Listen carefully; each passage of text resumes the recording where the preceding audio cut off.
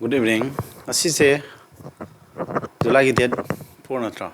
July date 4. I class mas huram ni ko panasiki. Adu ngasi hoji to udusina ko. Class taruk subo idini sina aroi bo hel lage. I class 5 to speed focus to buni ko. I tap na taktre. Angka do we thupi abi speed to adum to ro ni. Sijo dum speed tala kani ko. Sima ko ge hok da ba class 1 2 3 4 mathang manau na ni yeng da satra na di gyan tabang am do si ai. I class 1 they have tam takram ne class 1 2 3 4 I di tongan makal question sing je kamana hot kada ge have the tap na basic te hora ko takram ne hoji kisna mak ke dora basic to focus to right is speed to focus to rane base aduna hoji class number 6 hora se ko speed class hoi di basina aroi base hoi di ni class question je ke hai na Nikita made two investments Nikita na investment ta we ko ke do ba sen thada ba do business ke Mahang na ba 10% on one investment atupa madana 10% tunge and 20% on the second investment ani suba investment paisa thada buduna 20% tunge if the investment were in the ratio mana paisa thada ri budu ratio ju kya da 2:3 do oitara gadi mana kya tung kya phange sine profit tuni ma profit na loss na changi sia angka ji profit loss ki angka gi type ta tawre investment ora ga su ko adu ai speed am ta tan ge ko tu chigi ti kya tha ne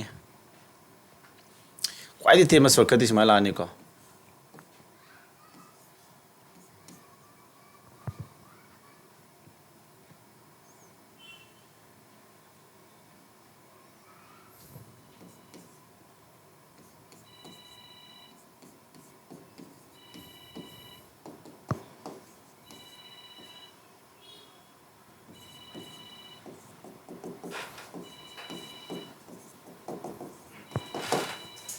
Sidin tema sor kati noi dunia da phangaro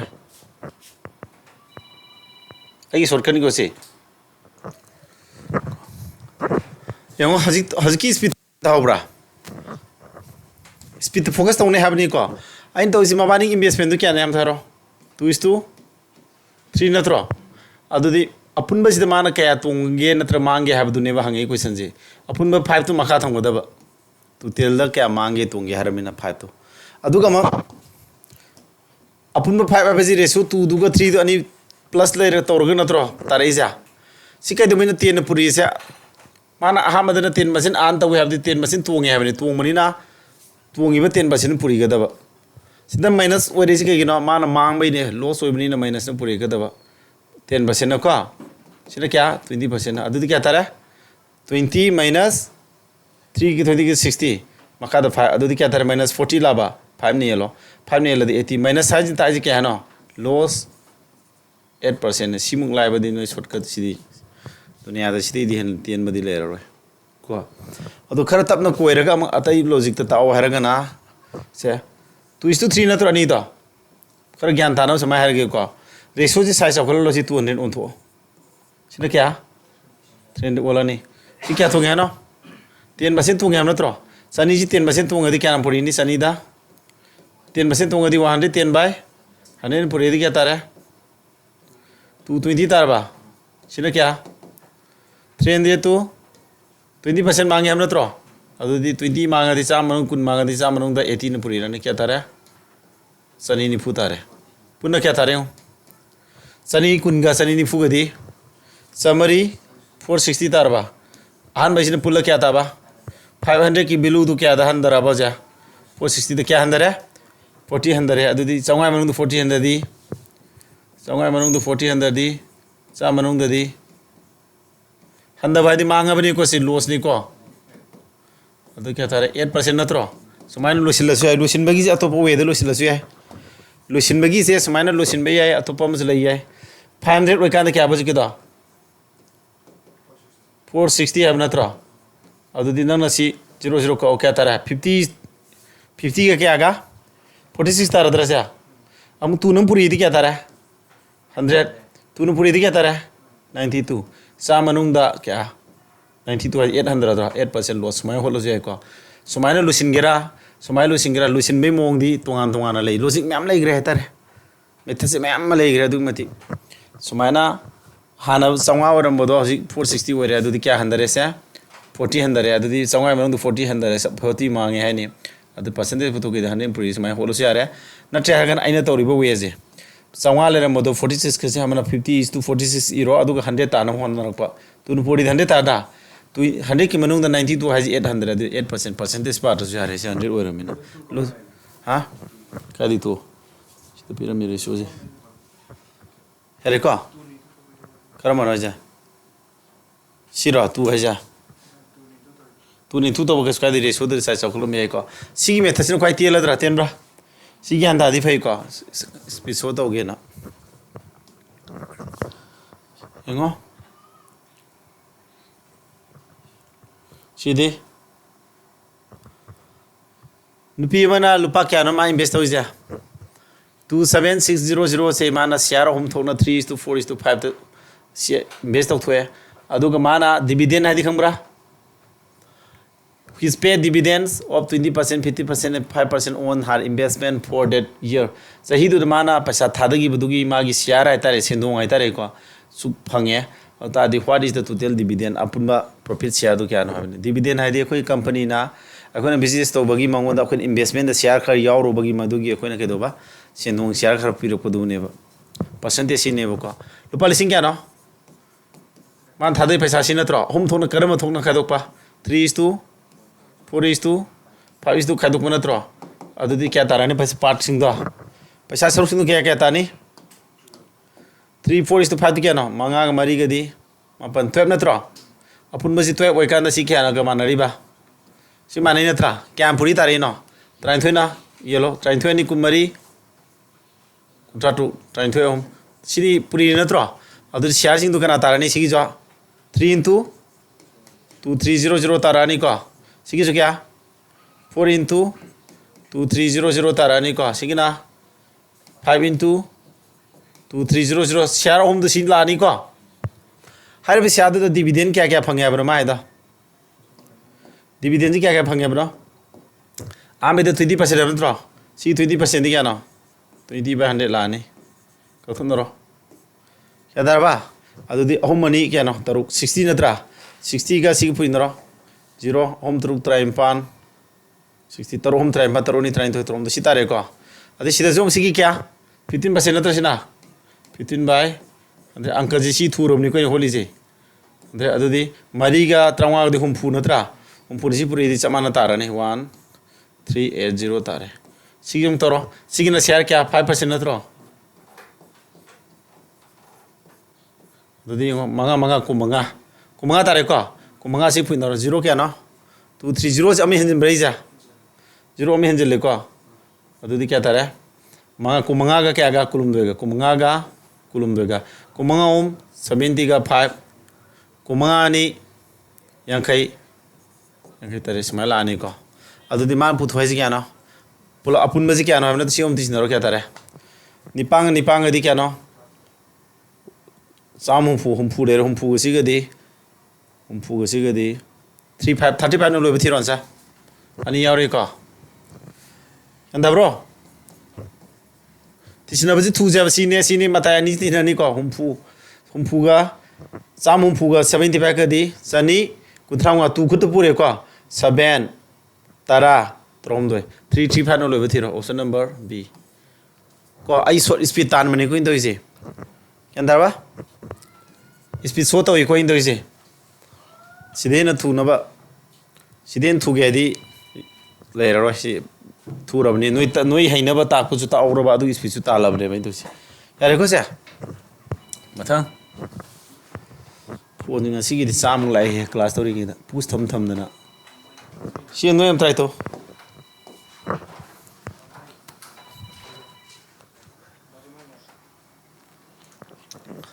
si am yang ji ko question ji kapil na ma gi business ama lupa ama tara 40 lakh 30 lakhs puthwe April 2022 da tha taruk lerega ma gi maruk krunanjina केबा लाख कुमंगा पुथो यावरे February 2023 दा कपिल गी हानगी S class fellow salini Niju amount equal to the total investment made by the earlier two partners mabani ne putoki paisa do samana paisa do mana ke doba February 2023 de join to bahore in what ratio the profit earned after 3 years from the date on which Kapil initiated.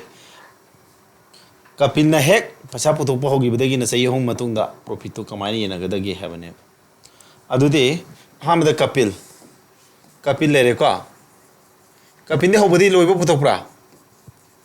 Means kya na? Kapil, Kunan and Salini natra. Zero kya common way am teo? Zero kya common way? Manga. Zero kya? Manga. Zero kya? Manga natra common way ya. Adu Kapil puto 30 sayu mai di tha kya na? 36 months natra.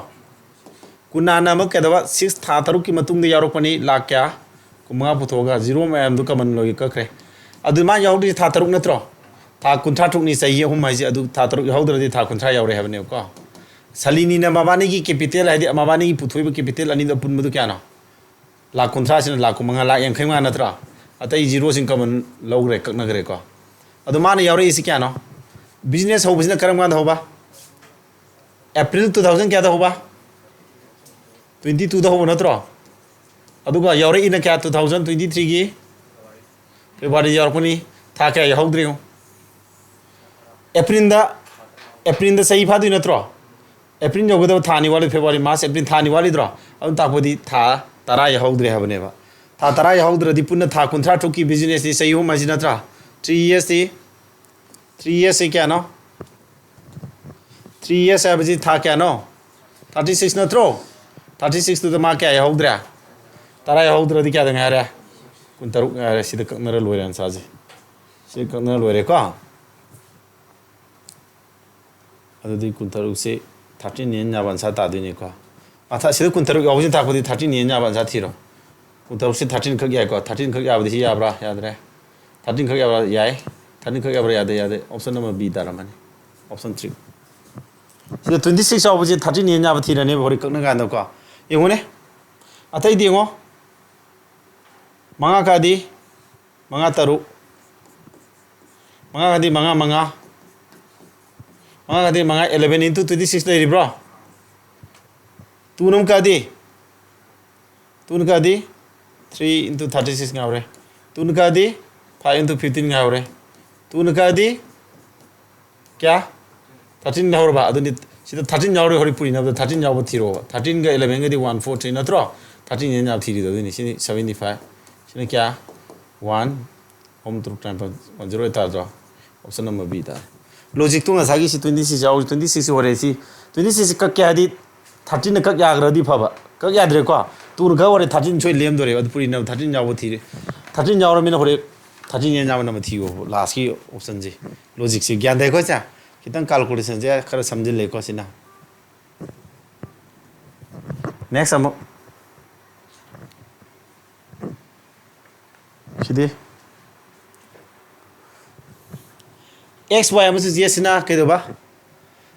business partnership tawi X na some money at the beginning Y invest some money at the beginning singa sai ayuki coaching to de ogida si jaga si la le hai gi ni sai yuk ta khre si coaching jing ji ko ayuk class ta X Y Z se partnership amada tawre X na paisa khar puthwe Y na invest thrice the amount of X after 4 months ko Y na ne X na putu paisa du gi saru kya ba thrice adi sar om puthwe karam ganda sar om puthwe after 4 months and Z invest double the amount of Y the puthwe paisa du double the after 9 months ta ko from the beginning how budagi if the annual gain sahi gi atong maji gyano sini then what is the share of Y gi share puthwe adu smai taro X na puthwe paisa do 1 ni lawro ko yanda bra adu ma de hobudi lo yawro min sahi ama pura yawre adu 12 months la ni Y nam ke dore X na puthoi paisa du gi thrice sabni sar om daroi dro 3 into kya la ni ma tha kya matung yor ke 4 months matung di yor ko natro adu thani pa ni ma puthom di ji Z nam ke dore Y na puthoi paisa du gi kya daba Z invest double the amount of Y ne ko Y puthoi paisa 3 ji gi double di kya no how many taru mana karam ga after 9 months adu tha hom di yawre adu 18 le re sina omni pang kumari le re sina 12 adu di khotna di 6 ka kya dro Sisga di taru ani taru mari taru ohum kana isyan ma puthoi ja wa isya puthoi di 4 ni apun ba kya mari tare mapan mapan manung da mari 4 mapan thukku manung da mari of kana punma paisa 45 0 mari kathana de 5 le 5 ka mari ga di kun da 0 mari mu wali ha ko da adu option number A tare sida anka lu de ko ratio sabs the logic masam sana base x na puthok paisa do palam de aduna 1 unit loksile adu y na ma gi double ma gi thrice ne harmina 3 la ani z na ma y gi double ne harmina 3 2 6 la ani samai yan dari bra tai ta de tani ko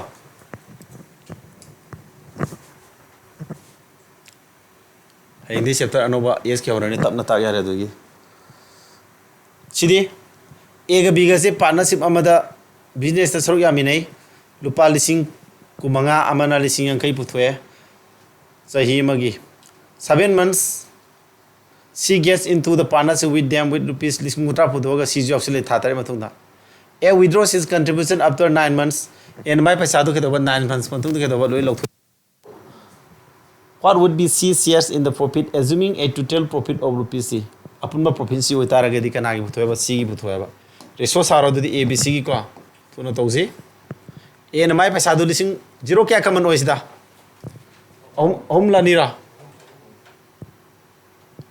C lising home 0 home kaman oi ka thakro ko adu di a na puthoi paisa kya na 25 ne har jare adu ke dora a withdraws his contribution after 9 months mai paisa do 9 months matung du lok thokre du 9 months khakta ni ma puthomi se b nang ke do ba 30 hai tare ko sorry 50 ni 50 se ke do mana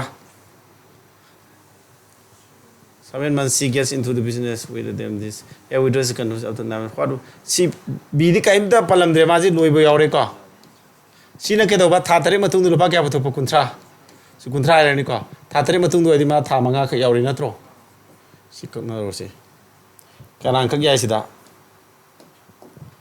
phan kha ya bra manga tara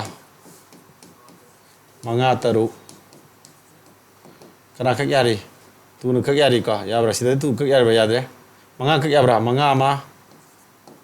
manga ani ga to ko di umari manga ka kra di mapan 9 ne 24 sidi kana kha 3 ka 3 om ni pang ko mari ohum ani taru kana puthwai no total profit sigi manung kana gi sigi puthwai no sigi di tu na tro punna kya no 13 ni manung na tro 13 ni manung da kya sigi se tu na tro sigi se 13 manung da tu ne ba apun wa kya 3900 13 ka di sohum ani di satru am line hangi se angka sima ko sijal combined higher secondary level TR 2023 gi ne ko 10+2 exam ai tare ko line hangi ko sia sumana resource habse ratio gi mathang tak tharak pase ratio di horga ai gyan taram ning khali ko phajana class angna yor ko kambudi natraga video do sangna yaudra su video sangna yeng kambudi ko yan tari bna thro thuman raina ngwangang base speed khara tan ge haigram ni ko class aroi bani ni ko ngasai gi 5 su tan ge bani si 6 su tale Arvin Bilal ko Carmen makoina paisa ja lupa 49000 invest ore Arvin na 5000 more than Bilal and Bilal invest 4000 more than Carmen ko out of total profit sida how much that Bilal na phangdu si mi hom natra a na hobama b na hobama c na hoba natra c na hobina Carmen a na hobina Arvin b na hobina kari Bilal hara adudi kai no ma haja makoim pullaga kya na punna paisa 4900 natro si Carmen na puthoi paisa di x ni khalo ba Bilan gidi 4000 Carmen dagi 4000 helem natro 4000 tisilani na aduga Arvin na kya 5000 helem natro adu kya tare x plus 9000 tare pulla kya tare adu de bo pulla si ta du natro sidagi x se thuna kolom tha da bi da tausi ko sida x home layer ni ko try 6 sida 9000 ga siga de lising trom de natra trom de ja sum kha dor kya tara kuntra ga taru kuntra tuk tara ba kuntra tuk to x home layer try 6 ni ladi 3 ni ladi x ko do lising 3 thu tare si thuna tawang mo daw ne ba ko sumaina adu de hosi ke dora si gi di kya tara am taro si gi paisa di सिगी क्या ना Carmen पैसा जे x ना बहुत से लसी तारे को 0 home कमन रे लौथोक खर जारबने अदि b गिदी क्या तारे x तगी 4000 ला चलो लिसिंग 33 तो 4 आपसे लिसिंग 3 ठुक नत्रो 0 दुका किया रबने को 0 होम दुका क्रॉस माना कई जमाना अदि a गिदी x की 33 दा मपन आपसे दी 33 मपन आपसे दी कुमा थोरा 0 होम दुका खरम नि समान थमोबा रेशियो तो समान तारे 21 16 अमसुंग 12 तारे सी कनाई रेशियो कनाई न पुतवाइसा how much does bilan receive b की पुतो b ने पुतो 16 नत्रो bilan गिदी 16 नि अतो 16 नि मखा क्या लेदिबा 16 को तय कदी 28 29 49 तारे मखा जी को सुम्ब्रा अपन पैसा ना क्या 98 0 होम सीधी 2 थोंगी को 32 का समथिंग लाने सिलाई सी 2 थोंगद्रो अदु 32 0 होम लाने माना अरे को सा सी मानब क्लास ता दुम यावग्रमनी मामांग ता ताख्रमनी अदुननी खर थुरेजी क्लास आंग 9 नि ब्रो थे मादे नो बोरे अनो बनंगी कोनम ताक्तुनी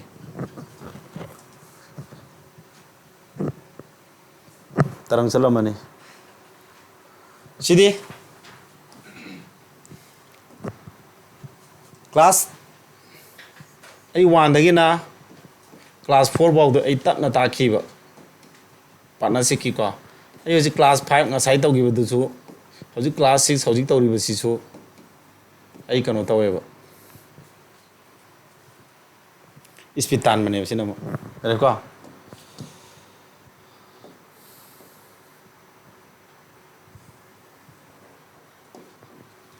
A and B invest money in the business in the ratio 7:5. 7:5 to man in paisa invest awre 15% of the total profit se kari sakra charity da sakra natra lemori du yena dine a share in the profit is lupa kya in the bhangi paisa du kya ne ba lupa sugni what was the total profit shi lubra in the bhangi paisa du kya na asami tor ke ko a is 7 ne ko a b is 7:5 ने in bhangi paisa kya sin natro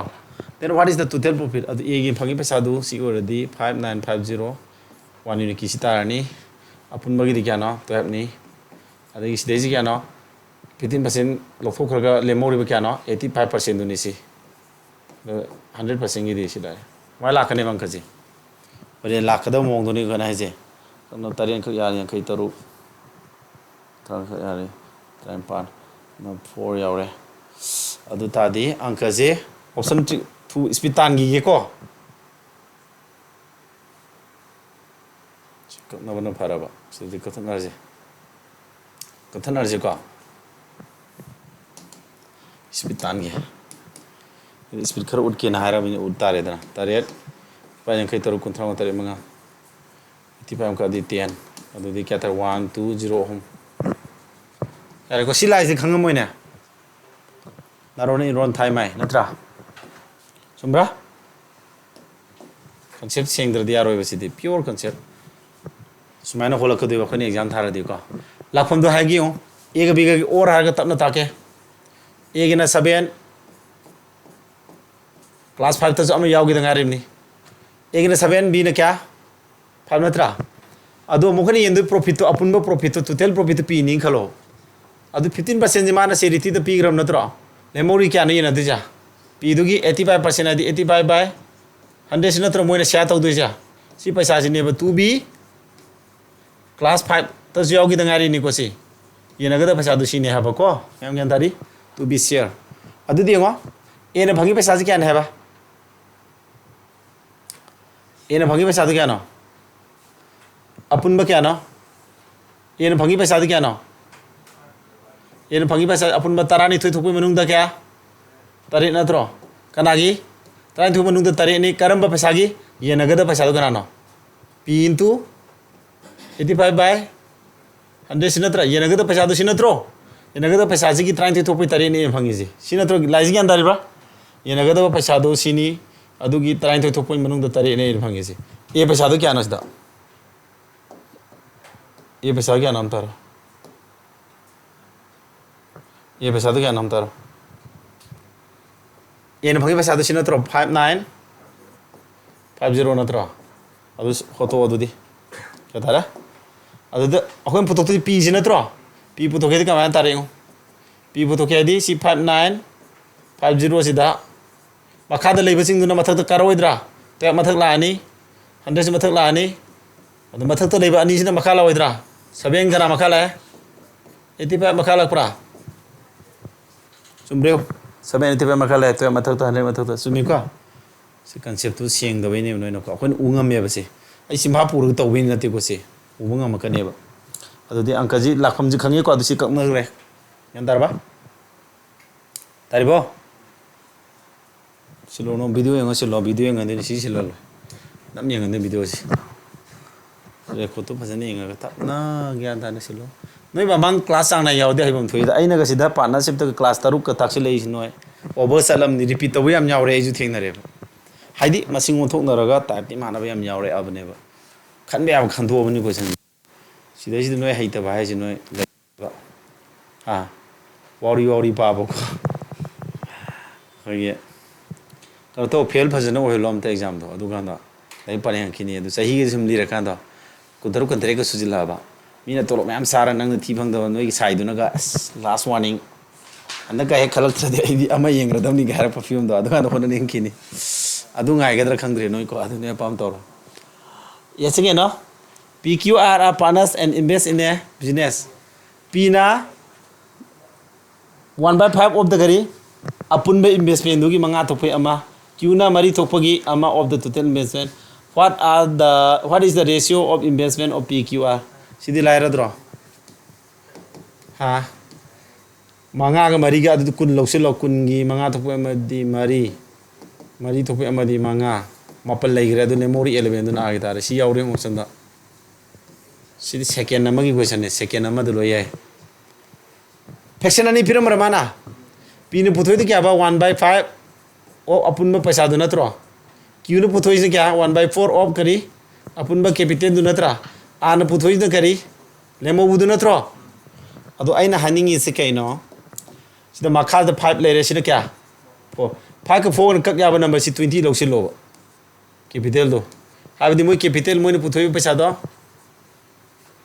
total investment hai tare ne total capital hai tare moi ne puthoi ba puno paisa do 20 ni lo silo ko si 20 lo silo kana de kya tare 4 tabra singka de kya tara 5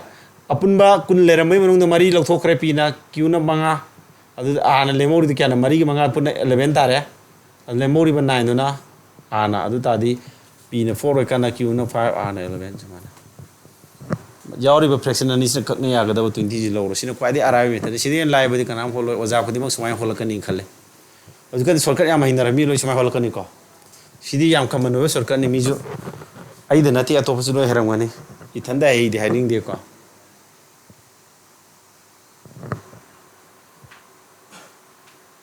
ba A started a business with a capital of lupa lam lising trying toy after 2 months B joined the business asai si zero cash ning gibam tharo how kraba kya puto zero hum A na mai business ke do capital lupa su puto ya thani matung da B ni ke do ba capital lupa su puto yaure after another 2 months thani magi matung da sina lupa si puto yaure after 10 months from the start of the business business horopoi tha tara matung da B na lupa lising nipa lokthwe adu sina ke do ba lupa lising nipa ram lokthwe B na lupa su phange ba as his share wena adu the profit at the end of the year then the total profit to puthoi adu the ABC ki to putho A B C zero kya kamal loyam daro zero ahum la sia si ahum la sina kya zero ahum more ko adu A ne puthoi paisa kya tara 112 ma hobudi lo bi awre A je hobudi lo bi awro yaw da brane yawi B di mana puthoi kya 80 si tha kya 80 ma yawri thani matung natra adu gam kari hariba after 2 months B ni yawri je thani matung yawre lupa su puthoga adu am kedar after 10 months from the start horupadi था तरा मतुंग B न my पैसा दो लिसिंग क्या निपाल लौथोकरे अदु ताकपदी अहानबगी पैसा जे आ mama पुथि थानी मतुंग यावरे अदुगा था तरा बो था तरा मतुंग लौथोकरे अदुदी थानी दे तरा बो क्या नो निपाल नत्रो आ मै था निपाल दो मा के दो या लुपा सी पुथोमे प्लस अकोन बगी था तरा मतुंग था क्या दंग यावरे अनि दंग यावरद्रो अकोन मै थानी दुन मा माय पैसा दो क्या नो सिनत्रो सिदे क्या लौथोकिबा 0 ओम नत्र कमन होइजा जेसी 0 ओम कमन होइदि निपाल लौथोकरे क्या तारे 72 तारे माना सिदेन समले रोका सिदुन के दोरा after another 2 months see all join सिनि यावरे जे था अनि अमगी मतुंग हा बी या बी ननी मतुंग यावरे अदुगी अनि मतुंग दा हारे सिने था मनी मतुंग यावनेबा अदुगा सिने था तरा मतुंग दम के दोरे माय पैसा सि लौथो अदुदी था मरी देगिना तरा बो मरक्सी था तरुने अदुना सिने माय पैसा 72 जे था तरु पुथोमेबा अदुगा अमक के दोरे सिदेगी अमक लुपा क्या लौथोपा लिसिंग निपा लौथोपा निपा 0 ओम लौथोक्रा निपा लौथोपा सा मानरे को सिदे निपा खादो क्या तारे 64 तारबा अदुना अकोन बै थानी दु पुथोय सुमायना सिने खितंग पुत चंगले को 33 नि पुरी बै फोन खमरा 33 144 1 खुद पुरे 33 त्रोम दे पुरी नखर थुजि को एने सि पुरी दे क्या नो चतुर्नि फु तारबा इपने फु मरी नत्रा सिना सिदी 144 क्या तारा 784 तारबा अदि सिदी तरुनि 33 तरुनि फुनि थोय फुम दोय अनि मरी निपान अनि तुरुक 33 क्या तारा 560 तारे सही फियन जिंग हमद्रे याद्रे खनो जी मरे मिंग जपिदो फियन खनो एलर्जी तौरे लोक थुंदोरे यारबो खना पुथोय नो बी की पैसा तो सिने अपने थ्रो हा then the total profit was बी की पैसा तो सी ओय कांदा सेमन क्या सिने हारे अदि बी की दो 784 यूनिट ओय मतम दा सेमन क्या 9800 1 यूनिट किती क्या तारे नी 9800 दा क्या नहीं तारे 784 नहीं तारे को अदि अपुन बगी पुथो अदि अपुन मति सिनरो सी क्या तारे सिनरो अदि क्या तारे सा मरी निपान तारे को सा मथंग दी तरुक निपान तरा मरी तरामनी के मरी गदी ट्राइन पान खुद पुरे तरु त्रोमदोय दो मफसलदी ट्राटु खुद पुरे अनि 2688 तारे स्माइल आने सासी स्माइल आनी को अदुगा सिदा मु ऑप्शन चिक तोरो ऑप्शन चिक कुम तौ या बस के नो 987 ने ब्रा यारे कतना दी तरें का दी तरेम तरेट ट्राइन थोय तारे तरें का दी तरेम तरेट कुनिपा तारे मरी 1400 तारे सी 14 नम का दी 14 का दी याब्रा तरें का याब्रा सा तरेम याद रहे तरेम याय तरेम तरेट नि पुनि थोय दी तरे तरु तरें का दी सनी मरी का याय मरी का दी मरी मंगा मरी का दी मरी को मरी दसिनम को मरी तरु को मरी कुनिपा मै तर कुनिपा मरी ने अदुदी सिगा नि पुनि न फोन तारे अदुदी 15 पुरि दी 0 ओम थोंगani मंगा नि तारा मंगा कुंथा टू अंकुट पुरे मंगा टू कुंथा दो क्या कुंथम दो तारबा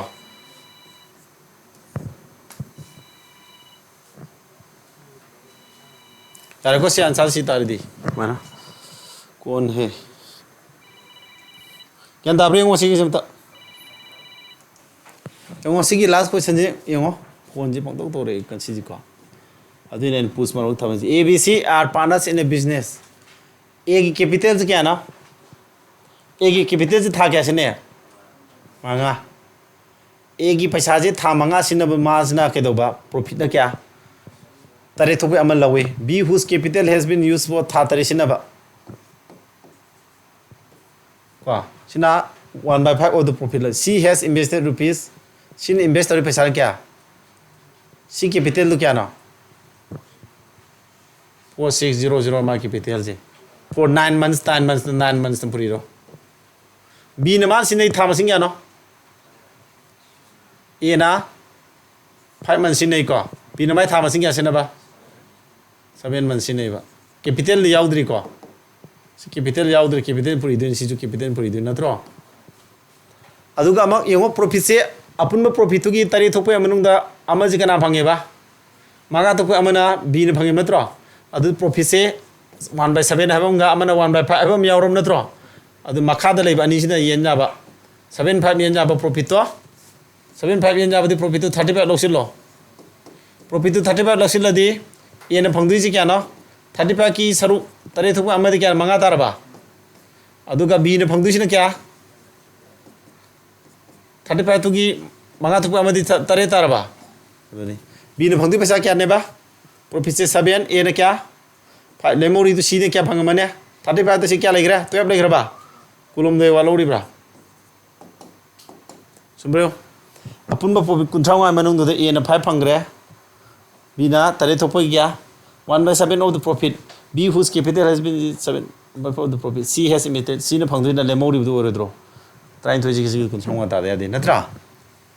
adudi samay holo kai no putu hai ja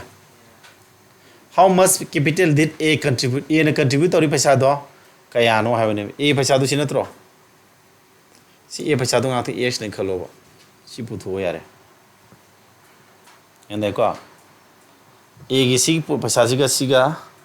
5:23 ta da ba adudi samay taro si ni paro si ni 5x ki ratio siga 5x ta kana yan ba 4 6 0 0 into 9 sini ratio kya ta ba 5 to kya 23 ta ro idro sia si question sare kya da brio hadi a gi capital ratio ne a gi ne c gi ne ani si ratio je ke do ba si profit ratio ni mana ne hada na si ni jiga si mana du na tro si de dum sob to ya ne 5 5 kak na ro 23 ka de kya thong ya tu thong ba sani kya tha ra lisim sani ban tar ba dia for x lisim sani ban tar very easy and abra si kita loksin gi baje hari ko profit loksin li ja habadi a ga c ga gi capital ratio ne 5x by 4600 into 9 mo capital ratio ji mawani profit ratio ni manani hamna tro 5 ka na re 23 ka di 200 le 200 ka 9 ga di 1800 si tare sumai to roga